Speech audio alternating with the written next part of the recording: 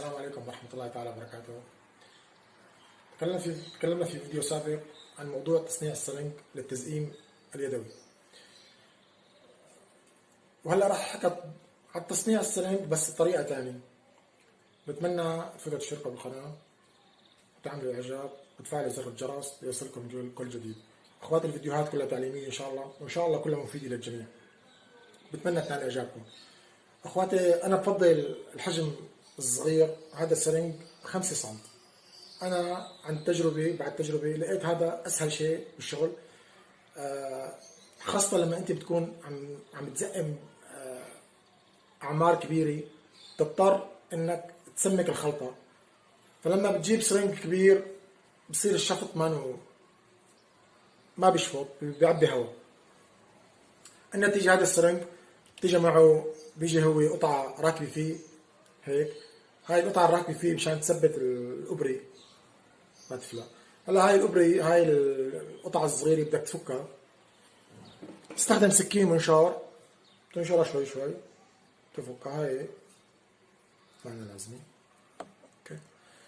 هلا الطريقه الجديده بهذا السرنج انك بدل ما تستخدم بالسرنج بالفيديو الماضي حكينا تستخدم بلف بسكليت.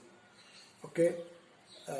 هلا بلف بسكليت اذا طيورك صغيره كنارات حساسين بدك بلف بسكليت، هذا ما بيشتغل معك. هذا نبريج لوازم سمك، نبريج الهواء. بس هاد بيشفط اكثر، ما بتعلق فيه الاكل. اذا علقت شيء بسيط، انا لقيت هذا اموره احسن. هلا تركيبه سهل، لاحظ انه فورا ركب وقوي بيطلع. هلا عم شد انا قوي. اوكي.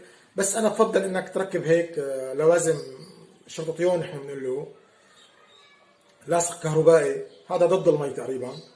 بتركب هيك مشان اذا ما يفلت حوصلة الفرق. هلا هيك لما بفوت هاي بدها تدقر هون بالمنقار وما راح تفلت لجوا الجلدي النبريج.